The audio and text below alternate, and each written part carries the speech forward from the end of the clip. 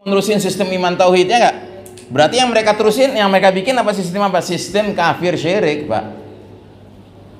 Jadi istilahnya selanjutnya kaum kafir Yahudi ini, Nasrani ini merancang, membangun, mengokohkan tegaknya sistem kafir syirik yang mereka kasih nama, Pak. Namanya apa? Namanya pakai bahasa Latin, Pak. Novus Ordo Seclorum. Yang kalau pakai bahasa Inggris namanya New World Order. Terjemahannya tatanan dunia baru. Nah, kalau kata Ahmad Thompson, penulis Muslim berkebangsaan Inggris, istilahnya tatanan dunia baru kagak lain kagak bukan adalah apa? Sistem Dajjal.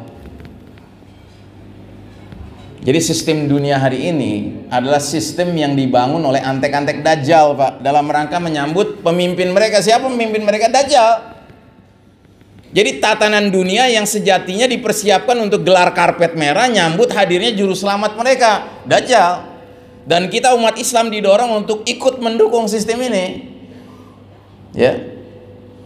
Yang berarti diajak turut menyambut hadirnya fitnah paling dahsyat, Dajjal.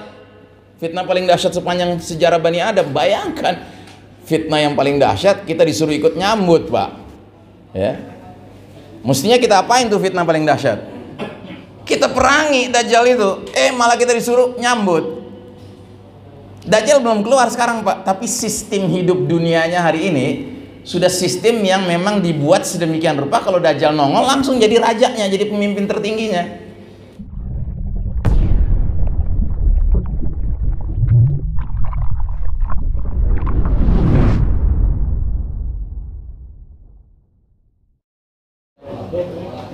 Bismillahirrahmanirrahim. Assalamualaikum warahmatullahi wabarakatuh. Alhamdulillahi rabbil alamin, wassalatu wassalamu ala ashrafil anbiya'i wal mursalin sayyidina Muhammadin wa ala alihi wa ashabihi ajma'in. Faqala Allah ta'ala fi kitabihil karim ba'da a'udzu billahi minasyaitonir rajim, ya ayyuhalladzina amanu taqullaha haqqa tuqatih ولا تموتن إلا وأنتم مسلمون. وقال تعالى في آية أخرى وإذا قرأت القرآن جعلنا بينك وبين الذين لا يؤمنون بالآخرة حجابا مستورا. أما بعد.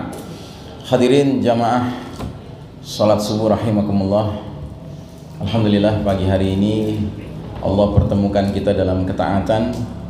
Allah izinkan kita mengawali hari dengan salat subuh berjamaah. Mudah-mudahan salat kita tadi dan semua salat kita yang lainnya diterima Allah Subhanahu wa taala. Salawat salam sejahtera kita doakan tercurah kepada manusia pilihan, teladan kita bersama Nabiullah Muhammad sallallahu alaihi wasallam, keluarga, sahabat dan para pengikutnya yang setia hingga akhir zaman, dan semoga kita termasuk umat beliau yang berhak menerima syafaatul uzma beliau di hari berbangkit nanti. Amin ya rabbal alamin. Pagi hari ini tema yang kami angkat seperti terlihat di layar dan juga sudah diumumkan, urgensi ma'rifatuz zaman, yang artinya adalah pentingnya memahami kondisi zaman. Dan pembahasan ini kita ambil berdasarkan pesan-pesan Nabi kita yang masuk dalam kelompok hadis-hadis min alamatis sa'ah, di antara tanda-tanda sudah dekatnya hari kiamat. Jadi Nabi banyak menyampaikan pesan-pesan kepada para sahabat tentang hal-hal yang akan terjadi di masa depan, jauh di masa sesudah para sahabat wafat berlalu. Nah, jadi kita mengambil hadis-hadis tersebut untuk mempelajari kondisi kita sekarang. Dan kalau nanti kita dengarkan hadis-hadis itu, kita akan sadar betapa benarnya sabda-sabda Nabi, ya.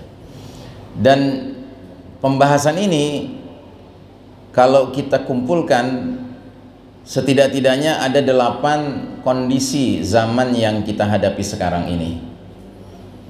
Namun sudah barang tentu tidak mungkin pagi hari ini kita selesaikan semuanya, ya. Karena kalau kita ngotot ingin menyelesaikan semua, bisa-bisa kita pulangnya besok nih, gitu. Atau kalau kita ingin selesai jam 6, bisa kita selesaikan semua. Cuma pulang-pulang keluar asap dari kepala gitu, karena saya ngomongnya 10 kali lipat kecepatan yang mestinya saya bicarakan. Jadi kita orientasinya bukan materi ya, tapi kita orientasinya pemahaman, ya. Jadi mohon maaf kalau nanti saya membahas dari 8 poin ini mungkin cuma 1 poin yang saya bahas ya. Ada masalah? Nggak ada masalah ya. Karena kalau ada masalah saya repot juga ini. Gitu. Oh jangan Ustadz, semuanya dibahas itu. Waduh, repot ini. Saya pulang besok nih. Gitu. Baik, nah Bapak dan Ibu rahimakumullah, berdasarkan beberapa hadis Nabi, kondisi zaman yang kita hadapi sekarang ini diantaranya adalah satu, ini babak paling kelam dalam sejarah umat Islam. Belum ada babak lebih kelam dari babak kita sekarang ini, Pak. Jadi kalau kita jujur, inilah babak di mana umat Islam babak belur. Ya, ini realitas, Pak. Dan kita tidak menyesal, kita tidak ingin ngomel sama Allah Ta'ala, tidak boleh. Ya, kita harus terima takdir ini. Karena Allah sendiri sudah mengatakan dalam Al-Quran bahwa tabiat dunia memang demikian. Dunia itu bukan akhirat. Kalau akhirat segala sesuatu sifatnya baqa. Baqa artinya lestari, abadi, untuk selama-lamanya. Orang yang di akhirat senang akan senang terus, Pak. Dan mudah-mudahan kita masuk golongan itu. Tapi orang yang sedih di akhirat akan sedih terus. Tapi kalau dunia ini tempat sedih dan senang, sehat dan sakit, untung dan rugi, menang dan kalah, silih berganti, karena semua sifatnya sementara. Sampai ada lagunya kan, sedih sementara, bahagia sementara, miskin sementara, kaya pun sementara ya. Itulah dunia. Nah kita sekarang sementara lagi di babak kelam. Tapi bukan berarti akan terus begini, Pak. Akan datang nanti babak di mana kembali cerah, kembali terang ya. Kita mengalami atau tidak nggak penting, bukan syarat masuk surga bahwa kita di dunia harus mengalami keadaan terang benderang dulu gitu, atau kita berjaya dulu, kita menang dulu, bukan ya. Dunia ini bukan kunci untuk menentukan nasib di akhirat. Dalam pengertian orang senang di dunia pasti senang di akhirat, belum tentu ya. Orang sedih di dunia pasti sedih di akhirat, belum tentu gitu. Yang kedua, zaman ini adalah era di mana kaum muslimin mengekor kepada kaum Yahudi dan Nasrani alias peradaban barat. Jadi Allah Ta'ala menguji umat Islam hari ini dengan kekalahan di satu sisi, sementara kaum kafir barat, Eropa, Amerika, Yahudi, Nasrani malah Allah kasih kemenangan. Sepakat Bapak Ibu? Sepakat ya? Atau ada yang mau mengatakan, wah Ustadz salah, kita lagi menang sekarang, Yahudi Nasrani yang kalah, mereka ngekor sama kita. Ada yang berpendapat begitu? Kalau ada, saya sarankan wudhu deh. Jangan-jangan tadi sholat nggak pakai wudhu, mata masih belekan, nggak bisa ngebedain mana yang terang, mana yang gelap, mana yang cowok, mana yang cewek. Itu akhirnya jadi gay. Nah jadi saudaraku rahimakumullah, ini yang kedua. Yang ketiga, ini adalah era penuh fitnah, seperti sepotong malam yang gelap gulita. Itu bahasa Nabi, seperti itu hadisnya. Yang keempat, ini era di mana fenomena riddah merebak di tengah kaum muslimin.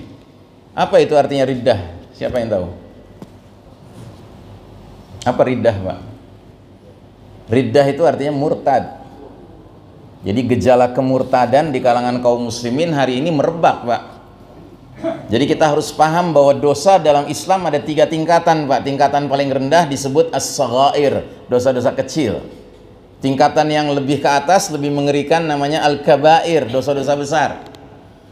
Tapi ada yang lebih mengerikan lagi, paling mengerikan, namanya dosa-dosa nawaqidul iman, dosa yang membatalkan iman. Jadi kalau orang terlibat dalam dosa itu, murtad dia, keluar dari Islam. Padahal dia tidak sangka dia sedang keluar dari Islam, dia nggak sadar dia sedang keluar dari Islam. Perlu contoh? Perlu contoh? Contoh, seorang mengaku muslim tapi mengatakan semua agama sama. Nah, itu batal imannya, Pak. Semua agama baik, semua agama benar. Ini kalimat batil. Karena tidak kita temukan dalam Al-Quran maupun dalam hadis kalimat seperti ini, tidak ada. Yang ada adalah Allah berfirman, inna dina indallahil Islam. Sesungguhnya agama yang Allah ridhai di sisinya hanyalah Islam. Kalau Allah bilang hanya Islam, berarti ada yang lain enggak? Enggak ada yang lain. Atau dalam ayat lain lagi Allah berfirman, "Wa may yabtaghi ghairal islami dinan falan yuqbala minhu wa huwa fil akhirati minal khasirin." Ali Imran 85. Dan barang siapa mencari selain Islam sebagai agama, sekali-kali nggak akan diterima darinya dan dia di akhirat akan tergolong orang yang merugi. Kurang jelas tuh ayat? Kurang jelas? Ya jelas kan? Kalau Allah mengatakan demikian, apa pantas kita punya pendapat lain? Nggak mungkin lah Allah cuma ridho sama Islam. Aneh punya tetangga sebelah kanan rumah aneh orang Kristen, baik banget mah aneh. Tiap masak mesti ngirim ke rumah. Sebelah kiri rumah aneh Muslim, jenggotan segini, anggota partai Islam, koruptor. Gitu. Kagak lah, agama mah baik semua, tergantung oknumnya. Nah, ada nggak orang ngomong begitu zaman sekarang? Ada kan? Batal itu iman. Bahkan ada satu ayat lagi bunyinya begini, Rubbama yawaddul ladzina kafaru law kanu muslimin. Surat Al-Hijr ayat 2. Apa artinya? Nanti di akhirat seringkali orang-orang kafir itu berandai-andai sewaktu di dunia jadi muslim.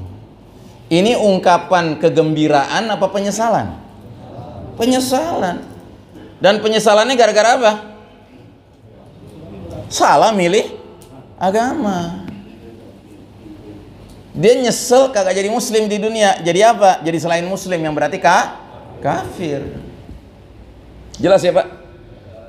Jadi jangan main-main dengan kalimat semua agama sama, semua agama baik, semua agama benar. Ini kalimat batil Pak. Allah nggak pernah membenarkan kalimat seperti itu. Ya. Maka sekarang saya uji nih jamaah sholat subuh mushola An-Nur nih. Kalau saya ngomong begini, benar apa salah nih? Islam agama paling benar, itu benar apa salah? Benar. Yang benar. Benar apa salah? Benar. Oke, yang bilang benar angkat tangan. Yang bilang salah angkat tangan. Masya Allah. Yang bilang salah kenapa? Masya Allah. Pak siapa? Udah pergi haji? Insya Allah berangkat haji. Jadi saudaraku rahimakumullah, Allah Ta'ala dalam surat At-Taubah 33 bilang apa? Huwallazi arsala rasulahu bil huda wa dinil haqqi liyuzhirahu 'alad dini kullih walau karihal musyrikun. Apa artinya? Dialah Allah yang mengutus Rasulnya Nabi Muhammad SAW dengan membawa al-huda, petunjuk Al-Quran, dan dinul haq, agama yang benar, al-Islam, agar Allah menangkan Islam atas segenap agama lainnya, sekalipun orang-orang musyrik tidak menyukai. Jadi Allah bilang agama yang benar apa agama yang paling benar? Agama yang benar. Nggak ada agama paling benar Islam. Nggak ada ayatnya Allah mengatakan Islam agama paling benar. Bukan paling benar Pak, agama yang benar. Kalau kita bilang Islam agama yang benar, yang lain apa? Salah. Tapi kalau kita bilang Islam agama paling benar, berarti yang lain juga benar, cuma kurang benar. Allah nggak mau kita bersikap setengah-setengah. Allah maunya kita tegas, yakin. Ini dinul haq, ini agama yang benar. Ngerti Pak? Ini harus duduk dalam keyakinan dan pemahaman seorang muslim. Nggak boleh kita ragu dengan ini Pak. Nah, musuh-musuh kita Yahudi Nasrani sengaja menebar sebuah faham yang namanya pluralisme, yang di dalam faham itu sadar tidak sadar orang-orang muslim lama-lama akan mengatakan semua agama sama, semua agama baik, semua agama benar. Padahal itu kalimat termasuk kalimat nawaqidul iman, kalimat yang bisa membatalkan iman seseorang. Ada nggak orang zaman sekarang ngomong begitu Pak? Nah, bilang ada aja Pak, jangan bilang banyak Pak. Capek, pusing kepala Berdi gitu. Dan betul Pak, nyatanya bukan ada Pak, banyak gitu. Karena apa? Karena pendidikannya udah ngawur Pak. Pendidikannya mengajarkan kita harus toleran dalam pengertian yang kebablasan.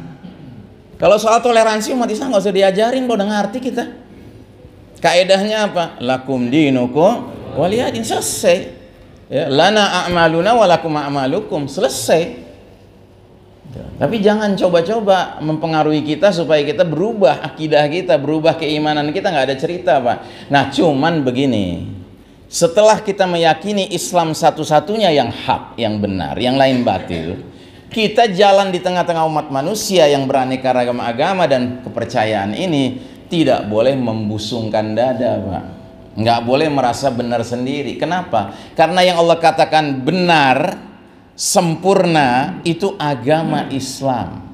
Kita ini agama Islam bukan? Kita bukan agama Islam, Pak. Kita Muslim. Muslim itu penganut agama manusia. Kalau agama Islam itu ajaran dari Allah Ta'ala. Ajaran Allah nggak ada cacat celahnya, nggak ada kekurangannya. Tapi kalau yang namanya Muslim, manusia, kadang bisa benar, kadang bisa salah. Karenanya kita nggak boleh menyombongkan diri, Pak. Tapi nggak boleh juga keraguan kita ada terhadap Islam ini. Harus pol gitu, penuh. Ya, baik, kita lanjutkan. Yang kelima, ini adalah era di mana kaum muslimin dijadikan santapan yang diperebutkan oleh ghairul muslimin, bangsa-bangsa lain selain kaum muslimin. Jadi kita ini diperebutkan, Pak. Yang diperebutkan apanya? Yang diperebutkan SDA-nya, sumber daya alamnya, negeri-negeri Islam, maupun SDM-nya, sumber daya manusianya, diperebutkan, Pak. Dan yang memperebutkan siapa? Yang memperebutkan aneka ragam pihak selain kaum muslimin. Ada yang memperebutkan SDM umat Islam ini namanya ajaran komunis. Ada yang memperebutkan namanya ajaran kapitalis. Ada yang memperebutkan namanya ajaran demokrasi. Ada yang namanya humanis, ya kan? Ada yang namanya ajaran LGBT, ya kan? Semua menarik-narik, mencabik-cabik umat Islam. Makanya kita sekarang terpecah belah, ya. Terus yang keenam, ini era di mana musuh-musuh kaum beriman sudah nggak punya rasa takut pada kaum muslimin. Nggak punya rasa takut mereka sekarang sama kita, Pak. Dan sebabnya apa mereka nggak takut sama kita? Karena kita jumlahnya banyak, tetapi seperti buih di genangan air. Ciri buih apa, Pak? Ciri buih itu 3, Pak. Pertama, buih itu ngikut gerak arus. Arus air kemana ngikut tuh buih. Ya, ke timur ikut ke timur, ke utara ikut ke utara, ke selatan ikut ke selatan, gitu ya. Itu buih. Yang kedua, buih itu kagak ada beratnya, ringan dia, ringan, kagak ada bobotnya. Sama yang ketiga, buih itu kagak ada isinya. Jadi kalau kita pegang buih, kita remas gitu, sampai udah ngepel begini tangan kita, nggak ada isinya, Pak, kosong. Nah, jadi kenapa kita sekarang tidak ditakuti oleh musuh? Karena kita kosong, Pak. Kita ini nggak berbobot, dan kita ini ngikut angin aja, ngikut arus saja.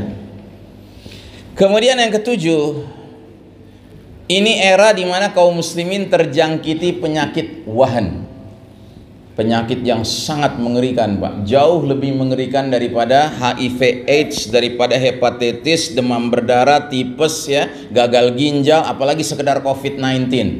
Ini penyakit mengerikan, Pak. Sahabat nanya, ya Rasulullah, apa itu penyakit al-wahan? Kata Nabi, hubbud dunya wa karahiyatil maut. Cinta dunia dan benci dengan kematian. Ya. Kita orang beriman ini seharusnya merasa kematian itu dekat terus, Pak. Jangan pernah merasa kematian masih jauh. Dan karenanya tenimbang kita takut sama kematian, tenimbang kita benci sama kematian, mendingan kita bersahabat sama kematian. Dengan cara apa? Dengan cara ya kita ketika kematian datang, jangan hendaknya kita benci. Karena pernah Nabi mengatakan di hadapan para istri beliau kalimat yang selesai disampaikan oleh Nabi, salah seorang istri beliau yang paling cerdas komentar langsung. Siapa istri Nabi yang paling cerdas? Aisyah radhiyallahu anha. Makanya Aisyah itu terkenal banyak meriwayatkan hadis karena beliau banyak dijadikan tempat bertanya oleh para sahabat. Ya, Aisyah ini paling cerdas, paling muda, paling cantik, paling cerdas. Jadi Nabi pernah mengatakan begini kepada para istri beliau. Man ahabba liqa Allah, ahabballahu liqa'ahu. Barang siapa yang cinta, yang senang, yang suka ketemu Allah, Allah pun cinta, suka dan senang ketemu dia. Wa man kariha liqa Allah, karihallahu liqa'ahu. Dan barang siapa yang benci, kagak senang, kagak doyan ketemu dengan Allah, Allah pun benci, kagak senang, kagak doyan ketemu dengan dia. Nabi bilang begini. Tiba-tiba Aisyah bilang apa? Inna kunna karihul maut ya Rasulullah, kami semua kan benci dengan kematian. Gitu. Padahal Nabi nggak ada ngomongin kematian di situ kan. Nabi ngomong soal ketemu sama, suka ketemu sama, benci ketemu sama Allah kan. Terus apa kata Nabi? Laisa dzaki, nggak demikian. Bila seorang mukmin dijemput maut, maka malaikat datang kepada dia, memberikan busyra, kabar gembira kepada dia, dan memperlihatkan tempatnya di akhirat nanti yang penuh dengan kesenangan, penuh dengan kebaikan. Nah, akibatnya si mukmin yang mau meninggal ini menjadi senang melihat itu, dan karena senang melihat itu dia ingin ketemu Allah, maka Allah pun ingin ketemu dia, suka ketemu dia. Ammal kafir, sedangkan orang kafir begitu maut menjemput dia, malaikat datang juga ke dia, ngasih kabar juga, tapi bukan kabar baik, kabar buruk, dan memperlihatkan tempat tinggalnya di akhirat nanti yang sangat mengerikan. Dan ini membuat dia nggak suka ngelihat itu, sehingga dia nggak suka ketemu Allah, maka Allah juga nggak suka ketemu dia dengan dia. Paham ya? Nah, jadi asalkan kita hidup dengan iman, Pak, di dunia ini, insya Allah saat Allah takdirkan kita harus berhenti, dapat rezeki di dunia ini yang berarti mati, ya kan, maka kematian kita ini akan didatangi oleh malaikat yang memberikan kita jaminan. Ya, makanya kadang-kadang ada orang-orang beriman tertentu yang setelah wafat tiba-tiba bibirnya senyum kan. Kenapa dia senyum? Karena sempat dia ngelihat itu dengan segala keindahannya, dan itu membuat dia senang sekali. Masya Allah ta'ala. Ya, Allahumma inna nas'aluka husnal khatimah. Yang kedelapan, ini era di mana ar-ruwaibidah mendominasi urusan publik, urusan umum. Apa ini ar-ruwaibidah? Kata Nabi, ar-ruwaibidah itu al-fuwaisiq. Al-fuwaisiq itu artinya orang bodoh, orang fasik. Jadi yang mimpin orang fasik, orang bodoh, bukan orang cerdas, bukan orang berilmu, Pak. Nah, ini setidak-tidaknya 8 poin yang menggambarkan era kita sekarang, Pak. Dan saya mohon maaf, saya pilih saja, Pak, 1 dari 8 ini untuk pagi hari ini, dan jatuhnya pada nomor 3. Saya akan membahas era penuh fitnah seperti sepotong malam yang gelap gulita berdasarkan hadis Nabi yang berbunyi sebagai berikut. Qala an-nabiy sallallahu alaihi wasallam, badiru bil a'mali fitanan ka qita'il lailil muslim.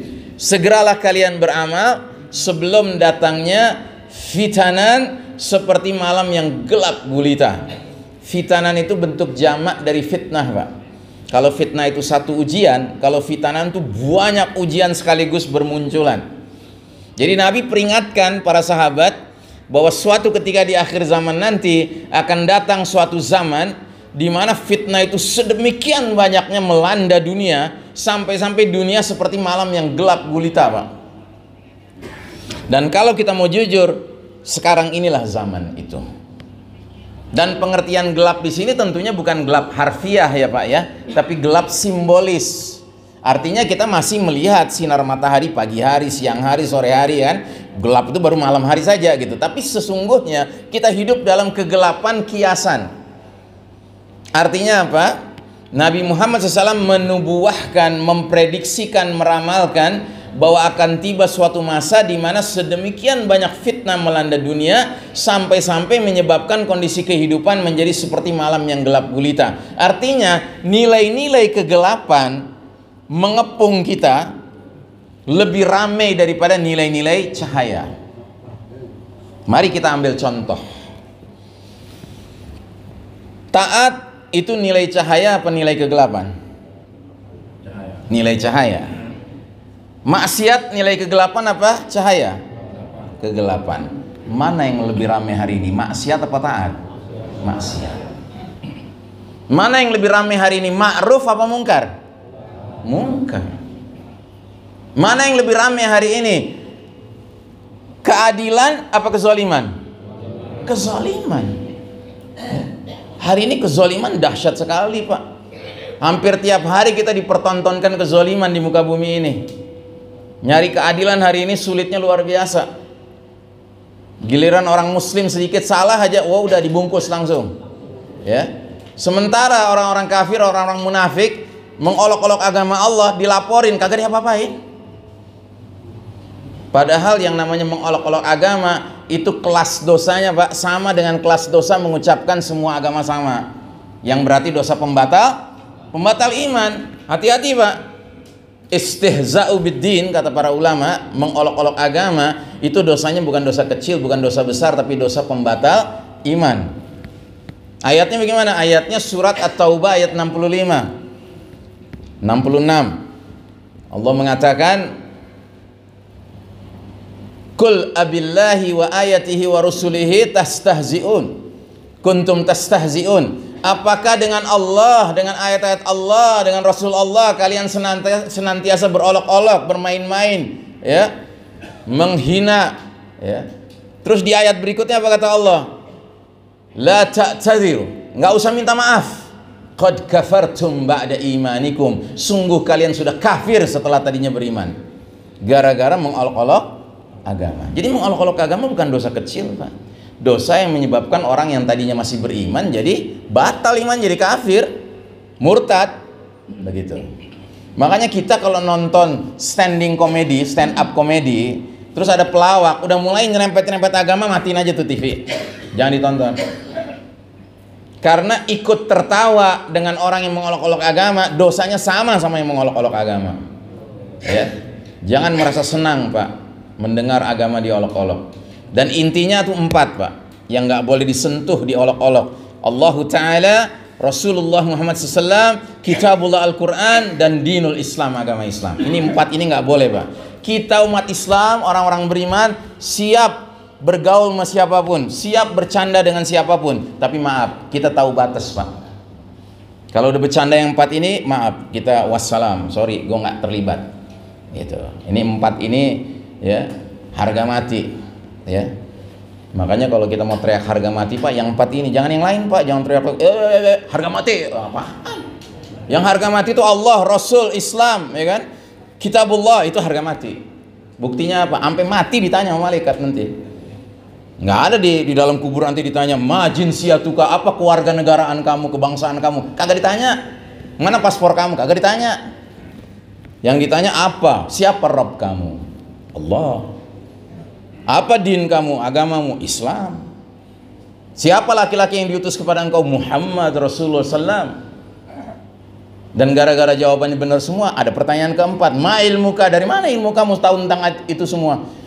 Qara'tu kitabullah fa amantu bihi wa sadaqtuhu. Aku baca Al-Quran, aku imani, aku benarkan. Tiba-tiba dari langit terdengar suara, sadaqa abdi, hambaku sudah membenarkan. Langsung lapang kuburannya. Langsung datang orang yang wajahnya ganteng, pakaiannya cakep, aromanya enak dihirup, ya kan? Terus memberi kabar gembira, absyir, gembiralah kamu dengan hari yang dijanjikan untukmu ini. Dia nanya, man anta, siapa kamu? Sepertinya kamu datang dengan kebaikan. Ana amaluka salih, aku amal salehmu yang akan mendampingimu sampai datangnya hari kiamat. Ya, Pak. Jadi di kuburan nggak ada yang ditanya yang lain, Pak, nggak ditanya politik, ya kan, sosiologi, ekonomi, kagak ditanya, kedokteran kagak ditanya, Pak, farmasi kagak ditanya. Yang ditanya 4 ini. Ma'rifatullah, ma'rifatul Rabb, mengenal siapa Rabb, ma'rifatul din, mengenal apa dinnya, ma'rifatul nabi, mengenal siapa nabinya, dan ma'rifatul kitab, mengenal apa kitabnya. Ya, jadi kita boleh punya semangat, cita-cita anak jadi S1, S2, S3, es krim segala macam gitu ya. Tapi percuma kalau nggak ngerti 4 pokok permasalahan ini, Pak. Nggak bisa ditawar nih, Pak. Ya. Makanya yang lain jawabannya gimana? Yang kagak ada imannya. Man rabbuka, siapa Rabb kamu, kata malaikat. Dia jawabnya apa? La adri, aku nggak tahu. Masa kagak tahu siapa Rabbnya? Padahal waktu di dunia dia pede banget. Dia bilang Rabbnya matahari, ada Rabbnya bulan, ada yang bilang Rabbnya salib, ya kan?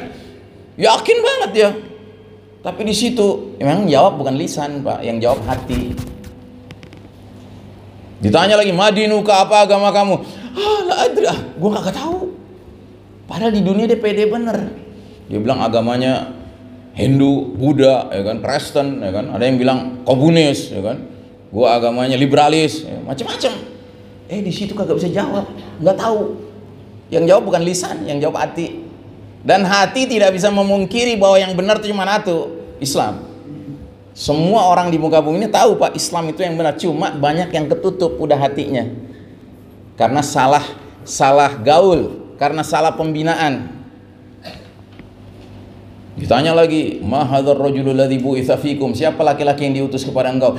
La adri, aku nggak tahu. Kata orang sih dia teroris, kata orang dia doyan perempuan, kata orang sih dia begini begitu, yang jelek-jelek tentang nabi kita yang dia sebut. Ada pertanyaan keempat, ma ilmuka, dari mana ilmu kamu? Kagak ada pertanyaan keempat. Ngapa? Orang kagak tahu siapa robnya, kagak tahu apa agamanya, kagak tahu siapa nabinya, kagak punya ilmu. Nggak perlu ditanya lagi yang keempat, dari mana ilmu kamu? Nggak ada. Langsung dari langit terdengar suara apa? Kadzaba abdi, hambaku sudah mendustakan. Lalu disempitkan kuburannya sedemikian rupa, terus menyempit sampai tulang belulangnya hancur lebur, dan dia kesakitan dan dia teriak, yang teriakannya terdengar oleh seluruh alam ini, illa saqalain, kecuali dua makhluk nggak bisa dengar, jin dan manusia nggak bisa dengar. Alhamdulillah kita nggak bisa dengar Pak. Kalau kita bisa dengar nggak mau tinggal di menteng atas. Ya. Dan Nabi sudah mendoakan, Nabi sudah pernah mendoakan, ya Allah izinkan umatku bisa mendengar suara-suara di bawah tanah. Sama Allah nggak dikabulkan. Akhirnya Nabi bilang, oh karena jangan sampai ada seorang mukmin nggak mau ngurus jenazah saudaranya. Kalau kita bisa dengar suara di bawah tanah, Pak, kagak ada yang mau masuk liang lahat nganterin jenazah saudaranya. Alhamdulillah kita nggak bisa dengar Pak. Padahal semua makhluk selain jin dan manusia dengar Pak teriakan orang-orang yang dijepit di dalam kubur itu. Baik. Nah jadi saudaraku rahimakumullah, sebelumnya kita sudah lihat betapa pentingnya seorang muslim paham kondisi zaman yang sedang dijalaninya, dan saat ini kita sedang berada di babak paling gelap sepanjang sejarah umat Islam. Inilah masa di mana badai fitnah menyelimuti kehidupan umat manusia. Ya, inilah babak di mana Allah Ta'ala menguji umat Islam dengan kekalahan, sedangkan kaum kafir Yahudi Nasrani, peradaban Barat, Eropa, Amerika diizinkan Allah memimpin dunia. Ingat Pak, izin Allah sama ridha Allah tuh beda. Kita orang Indonesia kadang-kadang karena nggak ngerti bahasa Arab kirain izin Allah sama ridha Allah tuh sama Pak. Nggak sama Pak, nggak sama. Ya, cuma banyak kita yang nggak bisa ngebedain, sehingga begitu jadi ini, wah capres yang gue dukung jadi, berarti Allah redha sama dia. Paling lo peang gitu. Jadi Allah izin, ridho nanti dulu, lihat dulu kiprahnya bagaimana. Negakin Quran Sunnah kagak? Kalau negakin Quran Sunnah ya Allah ridho, kalau kagak dicampakkan Quran dan Sunnah, maaf. Biar kata 1 juta, 2 juta, 250 juta, 300 juta orang bilang dia orang baik, orang lurus, orang lempeng ya kan. Maaf, di mata kita orang beriman yang ngerti ya kan, bengkok dia. Bengkok dia. Ya Pak.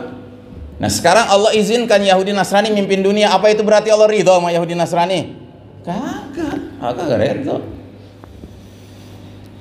Karenanya Nabi pernah mengatakan 15 abad yang lalu, la tattabi'unna sunanal ladzina min qablikum shibran bi shibrin wa dhira'an bi dhira'in hatta law dakhalu fi juhri dabbin lattaba'tumuhum. Sungguh kalian umat Islam nanti di akhir zaman akan mengikuti kebiasaan, tata cara hidup, gaya hidup, lifestyle, way of life, jalan hidup orang-orang sebelum kalian, sejengkal demi sejengkal, sehasta demi sehasta, sehingga sekiranya mereka yang diikuti itu masuk lubang kadal, kalian bakal terus aja ngekor sama mereka.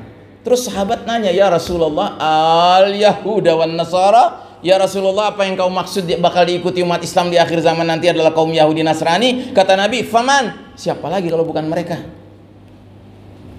Dan tahu Pak, waktu Nabi sampaikan ini di hadapan para sahabat tuh cengok Pak, bengong, kaget, bingung, heran. Kenapa? Karena para sahabat nggak pernah mengalami Yahudi Nasrani mimpin mereka, nggak pernah mengalami itu. Dan jangan salah, kalau kita belajar sejarah perjuangan Nabi di Madinah, ada nggak orang-orang Yahudi? Ada. Di Madinah ada nggak orang Nasrani? Ada. Di Madinah ada nggak orang musyrik? Ada. Cuman mereka tidak bisa tidak harus hormat dan akhirnya tunduk sama Nabi Muhammad SAW. Karena Nabi dan para sahabat dahulu tidak seperti kita. Kita sekarang kan kayak buih di atas air, kagak bebobot, kagak ada isinya dan ngikutin arus sana kemari. Nah mereka enggak, para sahabat itu dipimpin sama Nabi, berbobot semuanya, ada isinya semuanya, dan mereka semua arahnya jelas, ke satu arah saja kiblat, menuju Allah Ta'ala. Sementara hari ini kita kan ada yang ke sono, ada yang ke sono, ada yang ke sono, ya kan, kagak keruan gitu kan, ya. Nah jadi saudaraku rahimakumullah, rupanya para sahabat dulu bingung, kok bisa nanti umat Islam ngekor sama Yahudi Nasrani. Tapi hari ini kalau kita mau jujur, nyari muslim ke barat-baratan, ke Yahudi-Yahudian, ke Nasrani-Nasranian sulit apa gampang? Gampang. Dan hati-hati Pak, saking gampangnya kalau Anda lagi sisiran di depan cermin, jangan-jangan dia termasuk. Gitu. Saking hebatnya penetrasi pengaruh dari upaya Yahudi Nasrani menyesatkan umat manusia, termasuk umat Islam. Nah jadi era yang kita jalani sekarang ini Pak, memang lagi zamannya Allah takdirkan umat Islam kalah Pak. Ini harus kita pahami. Allah punya skenario, Allah punya apa istilahnya, jalan cerita kehidupan di dunia ini. Dan ternyata skenarionya hari ini kita sedang di bawah Pak posisinya, di bawah garis merah ini. Kalau umat Islam lagi di atas garis merah, berarti umat Islam lagi berjaya. Tapi ketika umat Islam di bawah garis merah, berarti umat Islam lagi kalah. Nah kita lagi kalah sekarang.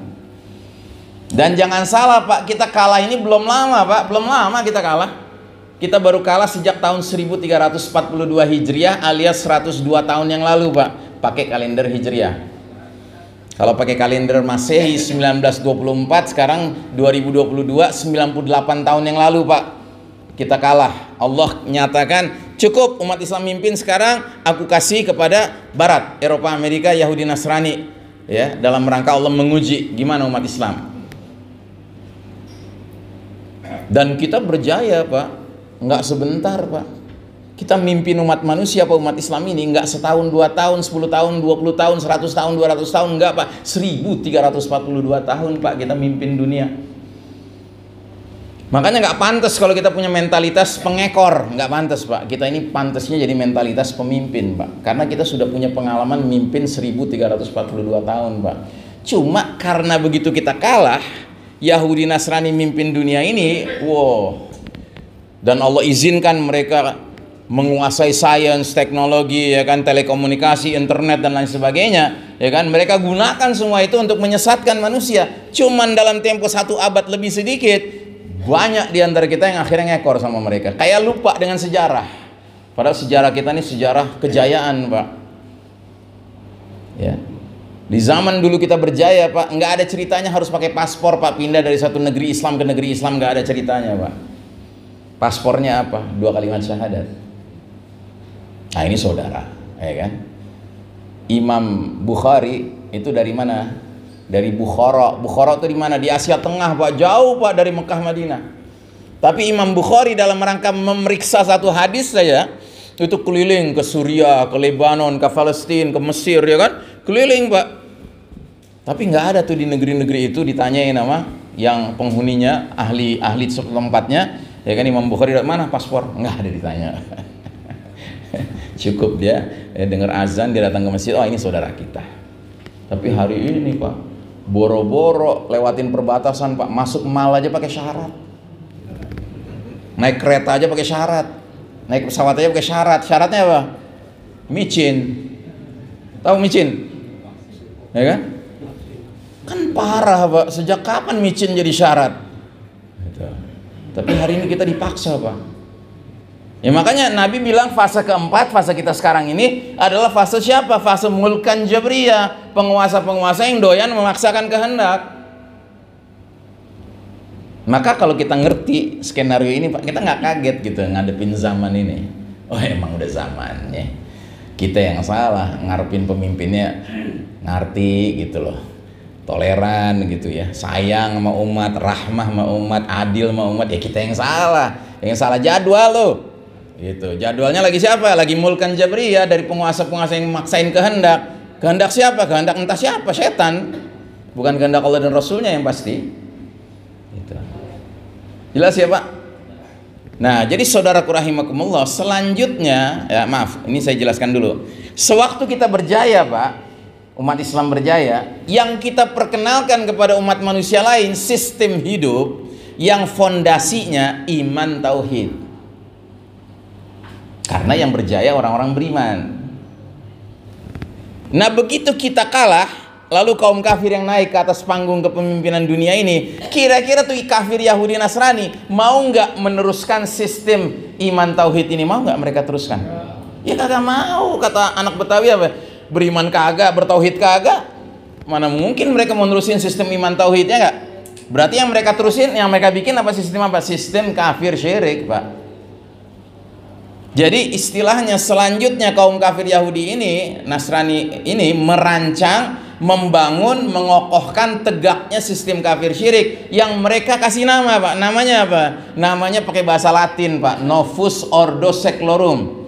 Yang kalau pakai bahasa Inggris namanya New World Order. Terjemahannya tatanan dunia baru. Nah, kalau kata Ahmad Thompson, penulis Muslim berkebangsaan Inggris, istilahnya tatanan dunia baru kagak lain kagak bukan adalah apa? Sistem Dajjal. Jadi sistem dunia hari ini adalah sistem yang dibangun oleh antek-antek Dajjal, Pak, dalam rangka menyambut pemimpin mereka. Siapa pemimpin mereka? Dajjal. Jadi tatanan dunia yang sejatinya dipersiapkan untuk gelar karpet merah nyambut hadirnya juru selamat mereka, Dajjal. Dan kita umat Islam didorong untuk ikut mendukung sistem ini, ya. Yang berarti diajak turut menyambut hadirnya fitnah paling dahsyat, Dajjal. Fitnah paling dahsyat sepanjang sejarah Bani Adam. Bayangkan fitnah yang paling dahsyat kita disuruh ikut nyambut, Pak. Ya. Mestinya kita apain tuh fitnah paling dahsyat? Kita perangi Dajjal itu. Malah kita disuruh nyambut. Dajjal belum keluar sekarang, Pak, tapi sistem hidup dunianya hari ini sudah sistem yang memang dibuat sedemikian rupa kalau Dajjal nongol langsung jadi rajanya, jadi pemimpin tertingginya. Nah, jadi sistem kafir syirik yang kita hadapi sekarang ini hakikatnya adalah sistem Dajjal. Terus ini simbol lembaga internasional yang katanya ngumpul lah di situ berbagai bangsa dunia, berdiri sama tinggi, duduk sama rendah, yang disebut PBB, United Nations. Ya, ini kan simbol PBB nih, Pak. Ini simbol depan layar, Pak. Tapi simbol sesungguhnya yang mana? Ini simbol sesungguhnya. Nggak terlalu jelas ya kelihatannya. Nih saya perjelas. Ini simbol sesungguhnya, Pak. Ini simbol sesungguhnya, Pak. Dan simbol ini sengaja ditaruh di lembaran uang kertas ini. Ini uang kertas apa nih, Pak? Dolar Amerika ya. Kalau duit cepet banget kita tahu ya, ngerti gitu, kenal kita, ya kan? Cuma pahami, Pak, ini gambar ini cuman ada di uang pecahan $1 Amerika. $5, $10, $20, $50, $100, kagak ada gambar ini, Pak. Kenapa mereka pilih di $1? Karena $1 tuh murah, 15.000 perak. Anda pergi ke bank, ya kan, atau money changer mau beli $1 gampang. Anda cuma butuh modal 15.000 kan. Jadi dengan kata lain, karena ditaruhnya di $1, banyak orang bisa ngelihat. Karena modalnya 15.000 doang. Nah, ini di sini ada tulisan The Great Seal. Apa artinya The Great Seal? Seal itu artinya materai, stempel. Great itu artinya agung, mulia, suci. Jadi stempel yang suci, stempel yang mulia, stempel yang agung. Nah, gambarnya apa? Gambar piramid, kepotong bagian atasnya. Tapi di bagian atas yang kepotong itu ada segitiga di atasnya, ngawang-ngawang, belum nempel gitu, Pak. Di dalam segitiga itu ada mata tunggalnya atau mata sebelah. Yang bagi umat Islam mata sebelah, mata tunggal simbol apa tuh? Dajjal. Satu-satunya umat yang nabinya jelaskan Dajjal itu kayak apa ciri khasnya. Ciri khasnya adalah bermata sebelah, a'war kata Nabi. Itu cuma umat Islam. Nabi bersabda dalam sebuah hadis, semua nabi sebelum aku sudah menerangkan, memperingatkan kepada umatnya masing-masing tentang fitnah Dajjal. Tetapi aku akan jelaskan pada kalian sesuatu yang nabi-nabi dulu nggak pernah jelaskan. Innahu a'waral aini wa inna rabbakum laisa bi'a'war. Sesungguhnya Dajjal itu bermata sebelah, sedangkan Rabb kalian Allah Ta'ala tidak bermata sebelah. Jadi kita diperkenalkan sama Nabi kita. Lalu di sekeliling segitiga ini Pak, ada garis-garis keluar. Seolah-olah ingin mengisyaratkan bahwa segitiga bermata tunggal ini sumber cahaya Pak, sumber petunjuk, sumber bimbingan Pak. Tapi sengaja dibikin belum nempel. Kenapa? Karena mereka ingin mengatakan dia belum datang, cuma bakal datang. Dia belum mendarat, tapi bentar lagi landing, dia mendarat. Terus mereka tulis di bawahnya Novus Ordo Seclorum. Nah, apa artinya ini? Novus artinya new, baru. Ordo artinya order, tatanan. Seclorum artinya sekuler, artinya world, dunia. Jadi Novus Ordo Seclorum artinya tatanan dunia baru. Nah, ini kan kita kembali ke sini nih Pak. Jadi di sini mereka ingin merancang, mendirikan tatanan dunia baru. Yang berarti mereka nyuruh kita melupakan tatanan dunia lama. Tatanan dunia lama itu apa? Sistem iman tauhid. Makanya semua pihak yang menyanjung-nyanjung tatanan dunia lama itu bakal dibungkus Pak. Jangan coba-coba ngomongin khilafah. Lo dibungkus langsung, karena khilafah tuh tatanan dunia lama. Sekarang kita udah masuk ke tatanan dunia baru, lupakan itu.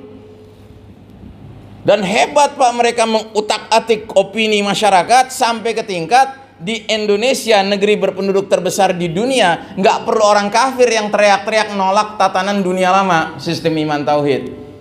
Tetapi yang teriak-teriak orang Islam sendiri di negeri ini. Makanya orang kafir di negeri ini Pak udah ongkang-ongkang kaki Pak.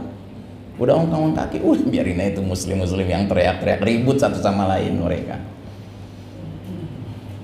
Nah, jadi saudaraku rahimakumullah, di atasnya ada lagi kata-kata bahasa Latin annuit coeptis. Apa artinya? He has favored our undertakings. Artinya dia, si mata sebelah ini, telah merestui berbagai upaya-upaya kami. Upaya apa? Upaya merubah sistem dunia yang tadinya penuh keimanan dan ketauhidan menjadi sistem dunia yang penuh kekufuran dajjal, kesyirikan dajjal, begitu ya. Nah, dalam bukunya Dajjal the Antichrist, penulisnya namanya Ahmad Thompson, terjemahan bahasa Indonesia buku ini Sistem Dajjal, dia berpendapat ada 3 sisi dari Dajjal. Ada sisi oknum dajjalnya, individu dajjalnya yang sekarang masih belum keluar. Dan Nabi Muhammad kalau bicara tentang dajjal yang dimaksud tuh oknumnya. Terus yang kedua, peradaban sistem dajjal ini. Sama yang ketiga, kekuatan gaib, kekuatan yang tidak tampak di belakang layar. Nah, ini bukunya Pak, ini aslinya bahasa Inggris. Bagi yang bisa baca Inggris dan doyan baca bahasa Inggris, bisa dicari ini buku ini ya. Kalau terjemahannya ini Sistem Dajjal bahasa Indonesia. Ini terbit tahun 2000 Pak.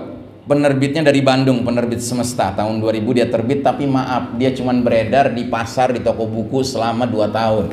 Habis itu kagak ada sama sekali. Satu pun buku Sistem Dajjal ini kagak ada. Gramedia nggak ada, Gunung Agung nggak ada, Bang Buyung Senen tuh kagak ada, nggak jual dia. Ngapain? Diborong sama Sistem Dajjal Pak. Karena ini buku membongkar Sistem Dajjal ini, dijelasin satu persatu, ya kan? Bidang politiknya, ekonominya, kan, kedokterannya, farmasinya, dibeberin Pak, kerusakannya Pak.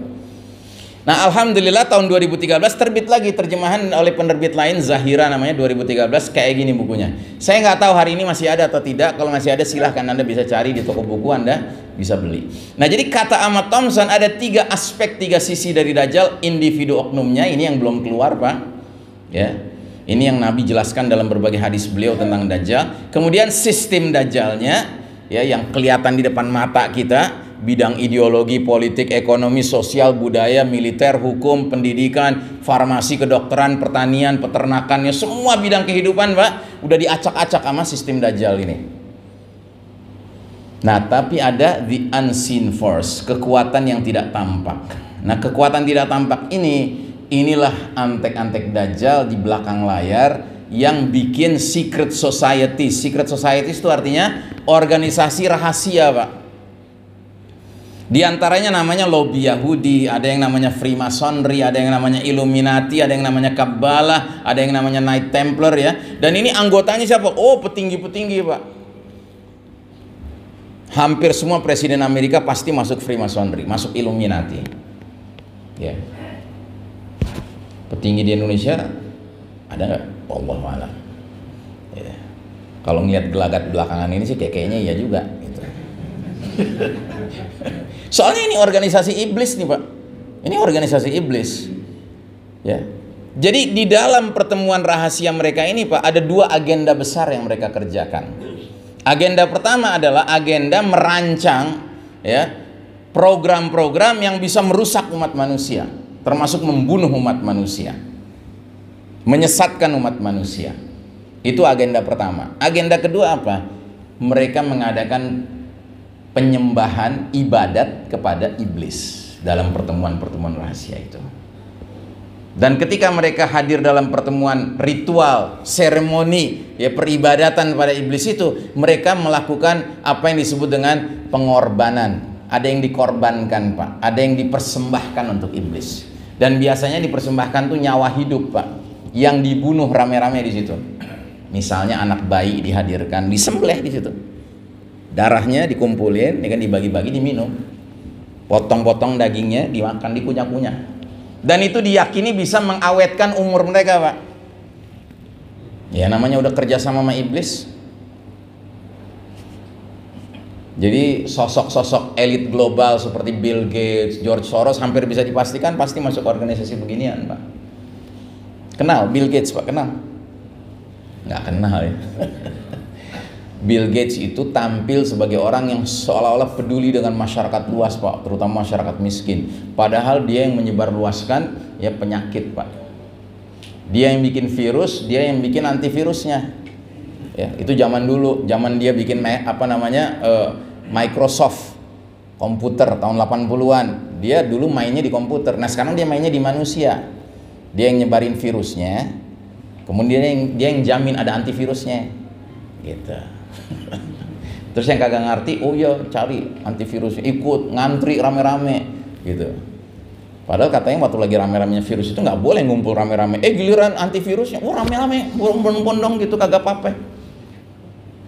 Di mana akal sehat nih? Ya.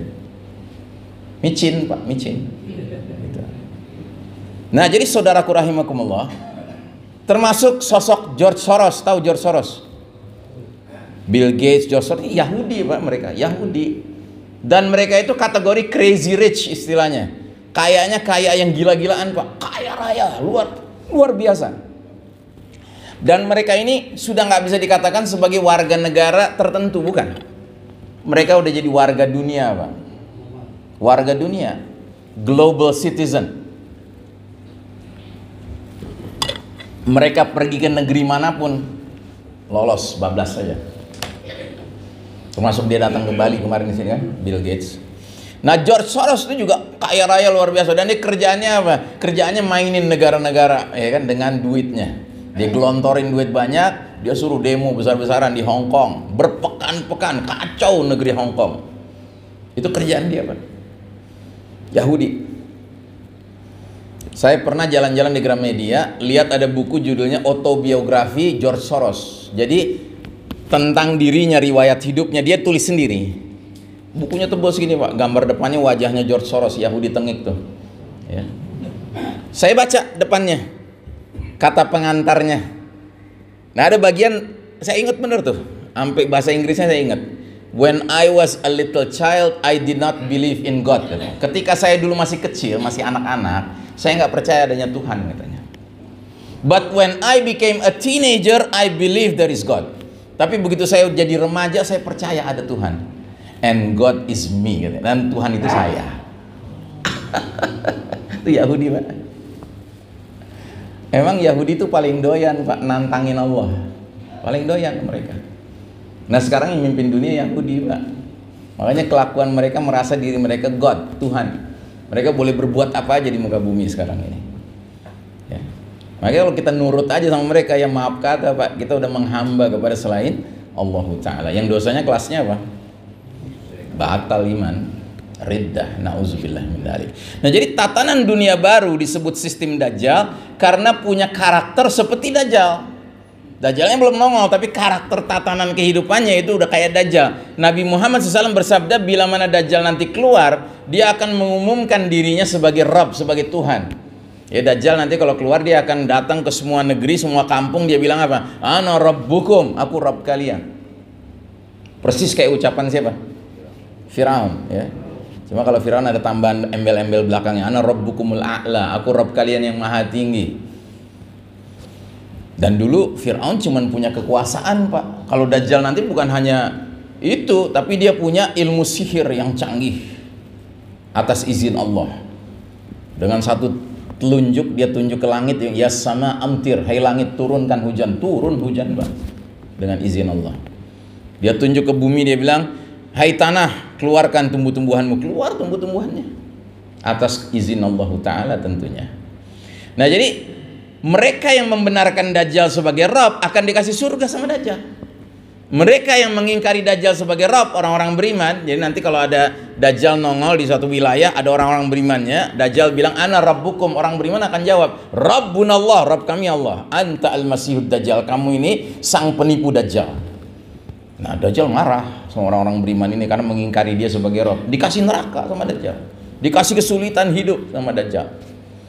Nah, sistem hari ini juga begitu, Pak. Siapa yang mau nurut, doyan di micin, ya kan, boleh masuk mal, boleh naik kereta, boleh naik pesawat. Tapi maaf, yang kagak micin, ya kan, sono di rumah aja, stay at home, di penjara, di rumah sendiri.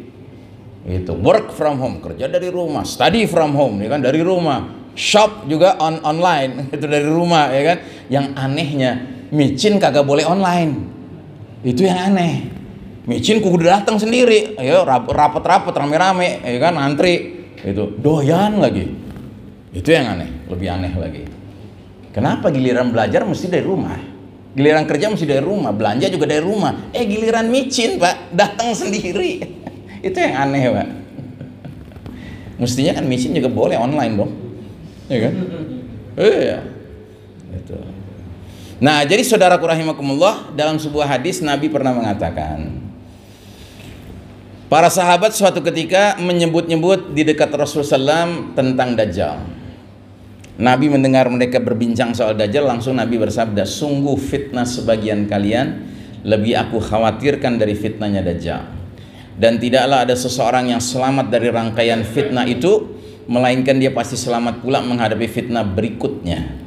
Dan tidak ada fitnah yang dibuat sejak dunia ini, sejak adanya dunia ini, baik fitnah yang kecil maupun yang besar, kecuali dalam rangka menjemput datangnya fitnah Dajjal. Jadi dengan kata lain, Bapak dan Ibu rahimakumullah, tabiat fitnah itu kayak gunung, Pak, makin lama makin nanjak.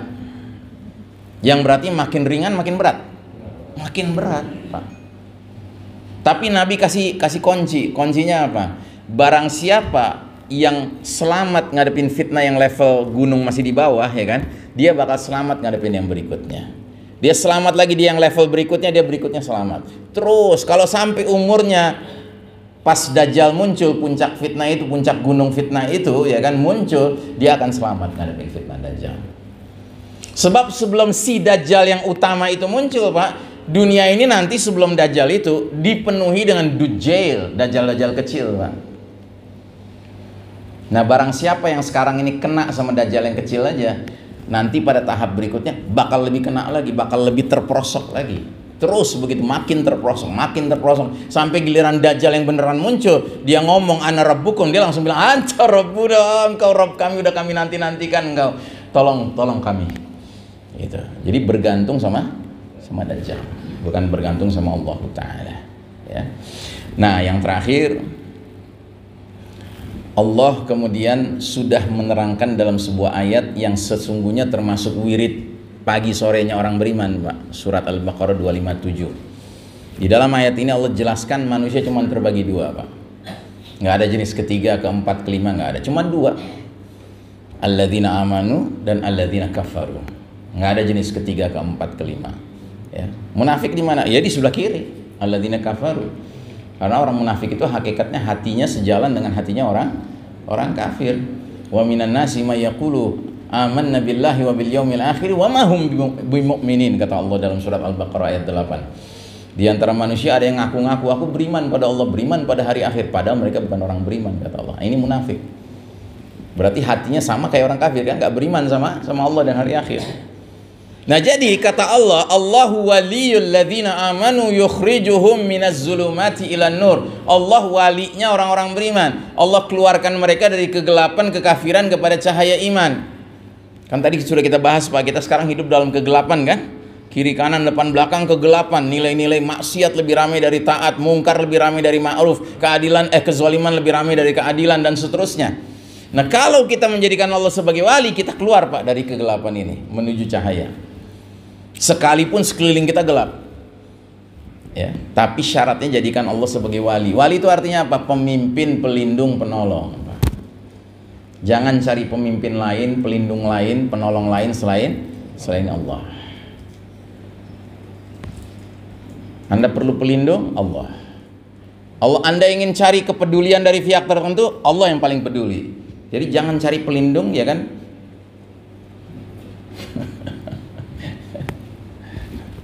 Apa tuh namanya? Peduli lindung. Yang paling peduli itu Allah, yang paling melindungi itu Allah, bukan yang lain. Apalagi sekedar peduli lindung. Gitu. Berarti ya Pak? Nah, sebaliknya orang kafir, wali-wali mereka siapa? Walladzina kafaru awliya'uhumut taghut. Orang kafir tuh wali mereka tuh taghut. Taghut itu apa? Syaitan. Dan siapapun yang loyal setia pada syaitan itu taghut. Nah, yang menarik Pak, ketika menyebutkan Allah sebagai wali menggunakan kata wali. Sedangkan ketika menyebutkan orang kafir walinya taghut pakai kata aulia. Apa bedanya? Wali itu satu, tunggal. Kalau aulia itu banyak wali Pak. Banyak pelindung, banyak pemimpin, banyak penolong. Tapi kalau Allah tuh ahad, cuma satu. Tapi kalau orang kafir menjadikan taghut sebagai wali Pak, setan sebagai wali, setan tuh banyak. Ada taghut ukuran S small, ada taghut ukuran M medium, ada taghut ukuran L large, ada taghut ukuran XL, double XL, triple XL. Ada taghut level desa, taghut level kota, taghut level kabupaten, ya, level provinsi, level negara, level dunia. Nah, jadi orang kafir itu wali mereka taghut, setan, ya. Akibatnya apa menjadikan taghut sebagai wali? Keluarlah mereka dari cahaya menuju kegelapan, kekafiran. Gitu. Nah, yang mimpin dunia sekarang walinya taghut. Yahudi Nasrani ini walinya taghut, Pak. Terus kita mengharapkan lewat mereka kita bisa menuju jalan kebaikan dan kebenaran, mustahil, Pak. Ya. Dan Allah mengancam mereka, ulaika ashabun nari hum fiha khalidun. Mereka itulah penghuni neraka, mereka kekal di dalamnya. Kok jadi penghuni neraka? Karena walinya setan. Sedangkan setan sudah berbulat tekad menjadikan hamba-hamba Allah nantinya masuk mereka ke dalam neraka bareng. Inna syaitana lakum aduwwun fattakhiduhu aduwwa, kata Allah. Sesungguhnya syaitan bagi kalian itu musuh, maka perlakukan syaitan sebagai musuh. Innama yad'u hizbahu liyakunu min ashabis sa'ir. Sesungguhnya syaitan hanya mengajak kelompoknya, rombongannya, konco-konconya, partainya agar menjadi penghuni neraka bersama mereka. Nah, kalau kita jadikan Allah sebagai wali, kita kemana? Ke jannah. Karena Allah ngajak kita ke Darussalam, ke negeri kesejahteraan, yaitu jannah. Tapi kalau kita menjadikan setan sebagai wali, Pak, cepat atau lambat ya api ujung-ujungnya, gitu. Nah, jalannya gimana, Pak, menjadikan Allah sebagai wali? Jalannya ini dia, surat Ibrahim ayat pertama. Alif lam ra, kitabun anzalnahu ilaika litukhrijan nasa minaz zulumati ilan nur biizni rabbihim ila siratil azizil hamid. Alif lam ra, Al-Quran ini adalah kitab yang kami turunkan kepada engkau Muhammad sallallahu alaihi wasallam agar kamu keluarkan manusia dari gelap gulita kepada cahaya terang benderang dengan izin Rabb mereka Allah Ta'ala menuju jalan yang maha perkasa lagi maha terpuji. Dulu waktu Nabi diutus di tengah-tengah kota Mekah, ya, itu jazirah Arab pun tenggelam dalam zulumat, dalam kegelapan, Pak. Zulumatil jahiliyah, kegelapan jahiliyah, syirik di mana-mana. Terus turunlah ayat demi ayat. Nabi dan para sahabat memperjuangkan ayat-ayat itu. Akhirnya jazirah Arab berubah. Tadinya dalam gelap gulita jadi dalam terang benderang. Nah, kita pun demikian, Pak. Sekarang kita hidup di era gelap gulita, Pak. Caranya gimana supaya kita rubah jadi cahaya? Caranya adalah masing-masing kita di rumah, di keluarga masing-masing hidupkan Al-Quran, Pak. Hidupkan Al-Quran. Dan kalau saya katakan hidupkan, jangan berhenti pada tilawah saja, jangan berhenti pada menghafalkannya saja, tetapi yang sangat amat penting adalah kewajiban tadabbur, memahami isi Al-Quran, Pak. Gitu. Makanya saya anjurkan semua kita tolong perintahkan anak istri masing-masing dan mulai memerintahkan dari diri sendiri agar setidak-tidaknya pernah sekali aja membaca terjemahan Al-Quran dari awal Al-Fatihah sampai An-Nas. Karena Al-Quran bukan bahasa kita, bahasa Arab. Kita nggak ngerti bahasa Arab. Saat kita tilawah emang langsung ngerti yang kita baca? Kan enggak. Maka jembatan pertamanya untuk tadabbur Al-Quran adalah membaca terjemahnya. Kalau kita udah rajin baca terjemahannya, Pak, lama-lama kita penasaran, oh ada kata ini dalam Al-Quran, apa nih artinya? Nanti kita ingin lebih dalam lagi. Nah, lebih dalamnya caranya gimana? Baca tafsir. Alhamdulillah, kitab tafsir sekarang sudah banyak juga terjemahan bahasa Indonesia, kan?